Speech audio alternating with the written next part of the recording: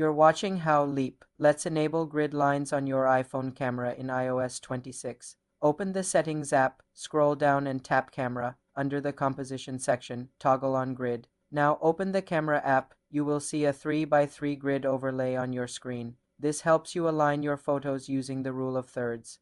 To turn the grid off, return to Settings, Camera, and toggle Grid off. You're watching How Leap. Let's enable grid lines on your iPhone camera in iOS 26. Open the Settings app, scroll down and tap Camera. Under the Composition section, toggle on Grid. Now open the Camera app. You will see a 3x3 grid overlay on your screen. This helps you align your photos using the rule of thirds. To turn the grid off, return to Settings, Camera, and toggle Grid off. The grid is available for both photo and video modes. For more simple tech tutorials, subscribe to the channel.